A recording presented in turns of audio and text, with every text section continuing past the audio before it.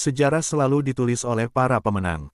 Demikian ungkapan populer, tak beda dengan Letjen Hartono. Namanya, nyaris tak dikenal dan tak tercatat di sejarah. Padahal, perwira dari Satuan KKO TNI Angkatan Laut sekarang Marinir ini, merupakan loyalis Sukarno dan secara terang-terangan menyatakan anti Soeharto saat itu. Perjalanan waktu, akhirnya membuat Hartono meninggal secara misterius. Kabar beredar, disebut-sebut kematian Letjen Hartono berakhir tragis di tangan kekuasaan Orde Baru. Gejolak politik yang ada pada saat itu, menjadi babak awal dan akhir bagi perjalanan cerita sang jenderal. Pejah gesang melu, hidup mati ikut Bung Karno. Putih kata Bung Karno, putih kata KKO. Hitam kata Bung Karno, hitam kata KKO. Demikian kata Hartono. Kata-kata ini populer di kalangan anak buahnya. Dikutip dari buku, Nasib Para Soekarnois, Kisah Penculikan Gubernur Bali Suteja 1966 karya Aju yang diterbitkan Yayasan Penghayat Keadilan, yang dicetak September tahun 2015.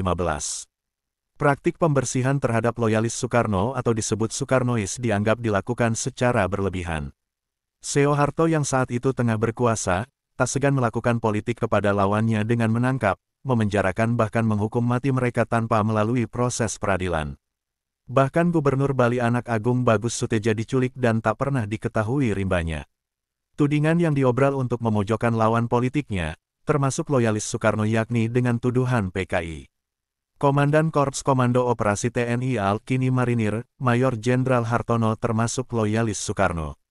Hartono berkali-kali meminta restu kepada Presiden Soekarno untuk melawan Soeharto.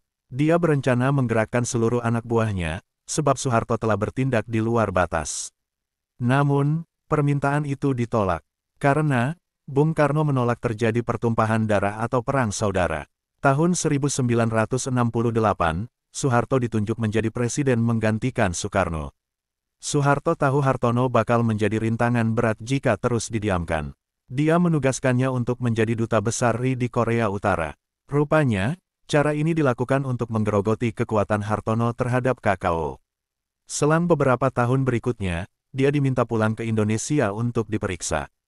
Bahkan, rencana untuk kembali bertugas ke Korea Utara digagalkan dengan alasan penyelidikan belum selesai. Kondisi ini membuatnya resah, dia sadar hidupnya tak akan lama lagi. Pemulangan dirinya berkaitan dengan pertemuan para duta besar Indonesia se-Asia Pasifik di Tokyo. Namun sayang, ajal keburu menutup umur Hartono.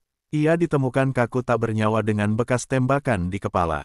Di samping jasadnya, ditemukan pula pistol berjenis Makarov dengan berperedam suara. Versi pemerintahan Orba, Hartono tewas bunuh diri. Hal tersebut bahkan disangsikan kebenarannya oleh mantan Gubernur DKI Jakarta Letjen KKO Ali Sadikin dan mantan Wakasal Laksamana Madya Rahmat Sumengkar. Saya temukan Hartono terduduk di kursi dengan darah membasahi bagian belakang kepala. Di sampingnya kaca jendela pecah berantakan kena tembakan, demikian pengakuan Nyonya Prawiro Sutarto seperti ditulis Julius Power dalam G30S, Fakta atau Rekayasa.